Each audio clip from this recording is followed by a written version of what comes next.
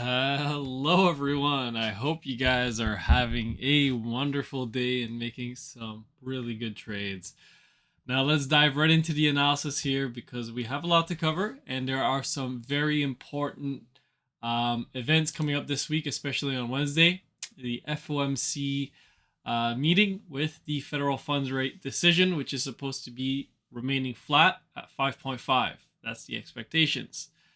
Now, the market, obviously, a little bit nervous before the meeting and selling off last week ahead of it, too, with the PPI and CPI reports coming in hotter than expected.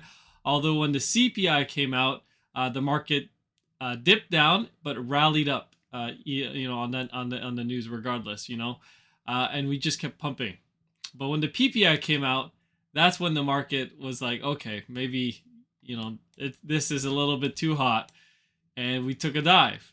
Now again, buy the dip remains the trend right now. We dipped down last week and we hit the 20-day moving average, and we bounced back up today with a nice gap open. Mag 7 stocks pumping tremendously with Tesla and Google leading the charge. Tesla was up over 6.25% today and holding its gains on the day. And then Google actually gapping up about 7%, I believe, from the previous close. We opened up like 5%, and then we pumped as high as 7.6%. Although this is a very big topping candle here, so it's still possible that we extend lower before we see our final bottom in Google and continue to rally higher.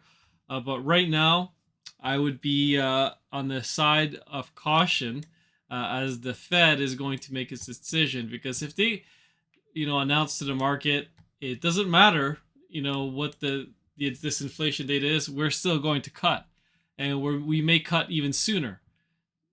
Then the market's going to explode towards the upside. The shorts are going to get blown up, and we are going to literally we're going to have a gap up scenario in a third wave and push higher and higher and higher, right? And then until we, finally hit a breaking point in the market, and then we start to capitulate, and then we will roll over, and all those gains will be erased. The IWM, the small cap sector right now, is set up for that kind of scenario. You actually could have an ABC correction here on a smaller time frame, and this could be a dip buy to higher levels. So again, I still think that it's possible for the IWM to hit this area, but already hit a pretty significant sell area, and we got rejected from there, and we've been rolling over since then. So, I mean, you play your cards right, maybe this could be a huge, long opportunity, but just know that if the market goes the wrong way, then the top will be in, this B will be in, and we will not go higher, and then with the new trend will begin towards the downside. This is if the Fed remains hawkish and keeps saying we need more data, we need to ignore the current data that we have, and we just need to wait longer and longer and longer, because obviously the people who are short, their thesis is correct. The market is not doing well. Companies are posting bad earnings. You have pretty significant problems when you look at the the PMIs and the service sector. It's all very posting recession numbers at the moment. So to me, it looks like there's definitely big problems in the economy, but it's like the Fed is nose deaf to what these problems are right now, and probably because they're afraid of cutting because they know that inflation will come back. But anyways, let's take a look at what Market Cipher is doing. And we'll take a look at some individual names, right?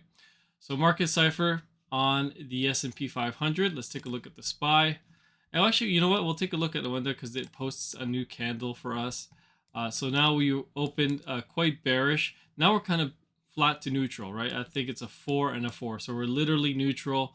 Price does not know where it wants to go. We got one day before the FOMC meeting, so I assume tomorrow is going to be a pretty lackluster day with not too much action. Although there's Canadian CPI, but that's just for Canada, right? New weekly time frame. We confirmed that red dot right here last week. Now it's going to be the $1 million or the $1 trillion question to see if we start to roll over, and this has confirmed the top, right? So it's definitely interesting. We have bearish divergence, so I'll be outlining some key things to pay attention to and what I think the market will do as well. So right now you have this bearish setup on the S&P 500 with diverging momentum waves, but you do have increasing green money flow, and that's kind of bullish. Monthly time frame does not show a significant top in just yet, right? So it's showing that we can extend higher. 4-hour time frame, you are out of the green money flow now. You're back into the red, but most of the times in these strong uptrends, when we enter the red, these could be, great buy the dip opportunities for the trend to continue higher and higher, right? So you got to take that into account. Look at the larger trend. We are going up, but it's good. It's a little bit scary buying now right before FOMC. Let's take a look at the SPY today on the daily time frame. So we've been experiencing a tremendous amount of selling from big money. Same thing on the Dow Jones, the triple Qs. Nothing on the IWM, but the IWM on the 2-day, you've seen those two candles consolidating. Seeing big money is starting to take a lot of profits here on the small caps. But could we go higher? Yes, we could. We technically could go higher.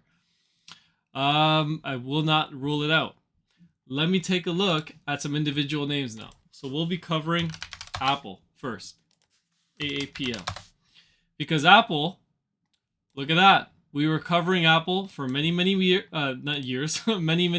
now, and I said once we dip into this area, this would be the buy zone for the C leg, right? And if it's going to be a 5-wave move, I believe we're going to retrace higher in an ABC.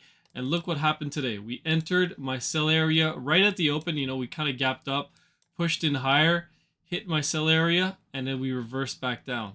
Now the trend should be that we should continue lower, right? We should continue making lower lows here and possibly make one more lower low and then form some very nice bullish divergence. And then that will be our buy signal, right? And at that point, I think that the low could be in for Apple and the market could technically go higher, right? So we'll have to see. We'll have to see how this one plays out. But I took some profits on Apple today and I sold out on this one, and I'm ready to dip buy once it gets back in lower. A good example of this would be Roku, right? Roku right now, it's to me it looks like it did a very ugly ABC, and now it's finished. It's wave 4, and it's basically just doing a flat. The stochastics have reset. They're starting to roll over. I would be very interested in buying Roku if it could make maybe one more low. We do have some downsloping trend lines here, so maybe if we hit right around this $59 to $60 area, or maybe even the 58, I would be very interested in opening a long position on Roku for some higher levels to come later on. But it's obviously it's not easy buying at these levels, especially when a stock is down 30, 40, even 50%, right? So it looks like it's gonna collapse, right? And it very well could. That's why you have your stops set in place at 57. If it goes below that, then you got to stop out at the trade and you look for a better opportunity. Tesla, boom, look at this one, beautiful downsloping trend line. It was in my buy zone. This is obviously a larger accumulation zone, but you match some technicals, some basic charting with Elliott wave calculations, and then there you go. Now you have a strong reversal today, up over 6.5%. Added some more to my position down here, and now we're up even, and I actually took some profits on some of the gains today. So where are we going to go from here? Well, we need to start impulsing out to really show that the low is in, but we're off to a good start. Today's only one candle. We need to see more follow through and more data, and then we will know that the low is in for Tesla. And I know there's a lot of people waiting for the 150 area. Rightfully so. There is a gap fill at 146. 150 is another pivot. So again, this area right here, this zone, right around 146 to 150 is a strong buy area in my opinion. So that's a nice area for a potential long too if we do dip lower, right? But now you have bearish divergence on the daily time frame. I believe there's big money buying also on wave edge. So there you go. Big money has been accumulating on the 2-day and the 4-hour as well. So you can see these are dips to buy. All right, let me take a look at some other names here. Let's take a look at PayPal. Taking a look at PayPal. PayPal, again, moving up nicely. I want to see more impulsiveness, but obviously we are off to a good start so far for PayPal. If it's going to continue higher, then I want to see this pivot break at 68. And then we will really know that we are in our first wave and that the low is in for PayPal. So with these stocks here, I think that the market, not just based off these stocks, but I think in general, the Fed is going to be dovish. I think they're very weak. I don't think they have the spine to do what it takes, which is to keep interest rates high and raise them even higher to really put the economy into a recession, into a very deep recession, and maybe even a depression, to cure the problem of inflation, right? And to stop printing money. But knowing what the Fed is going to, like what the Fed is today, they're weak. They don't have what it takes. They don't have what it takes to do the job, and they probably won't do what it takes to do the job. They will fold, and I think they will fold, and this will cause the market to go higher. The dollar, however, is in a very peculiar, interesting position. We rolled over, we hit my buy area, and the dollar reversed. Does this mean that the low is in, right, for the dollar? It could be. It could be. This is the bearish case here. This is the bearish case where the dollar starts to impulse out. The Fed is going to raise rates and keep rates higher than expected. And then the market is going to struggle and suffer, right?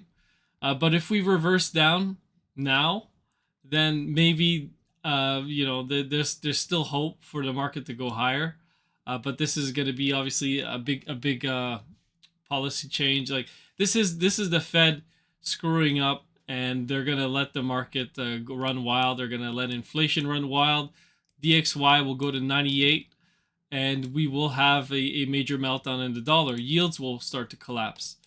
But right now, yields are rising, and the dollar is rising. Whoops, I'm going to move that one back. And the market is just unsure of what the Fed is going to do. They are worried. They are scared now. Okay.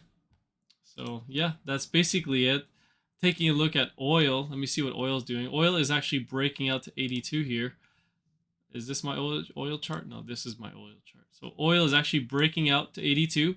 I have a sell area here, right between 84 and 88. So that would be the first level for oil.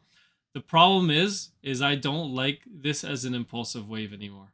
It's just too, whoops, let me delete that, close that. My movies streaming software open.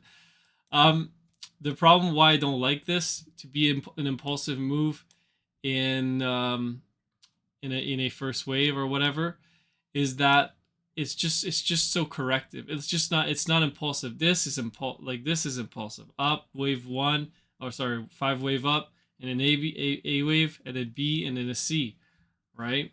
But what you have here looks like just another ABC.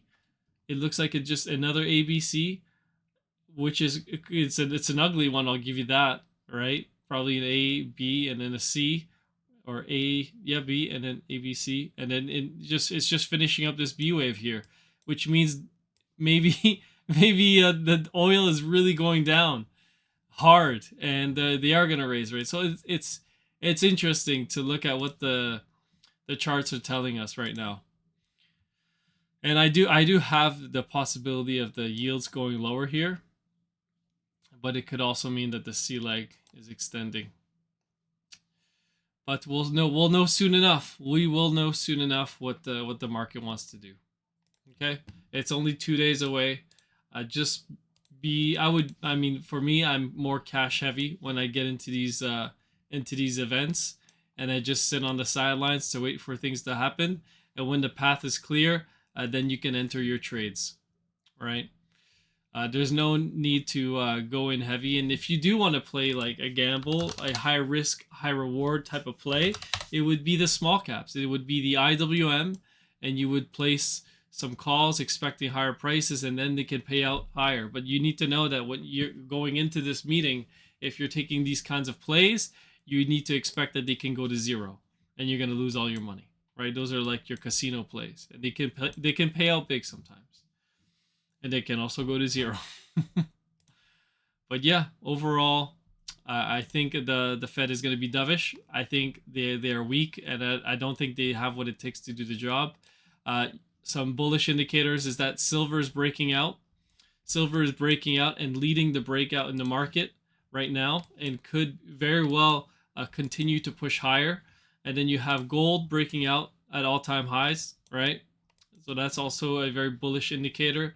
And then finally, you have the dollar. Very like it's in a corrective move right now. I have it as a wave 2, but it could also be a 1 and then a 2, which the 2 can go higher. Excuse me. And then you can go in a 3, 4, and a 5. So it's going to be interesting, but the 2 should not stay this elevated too long. And we'll see. It's running into a lot of moving averages right now. So it's going to be interesting. Anyways, guys, hopefully you guys had a wonderful day trading, made some good money. And again, I'm going to be doing some giveaways for Discord members that are joining my Discord. So feel free to join and you can participate and like and subscribe. You need to like and subscribe to win these giveaways inside the Discord. So feel free to join, and I hope you guys have a wonderful day.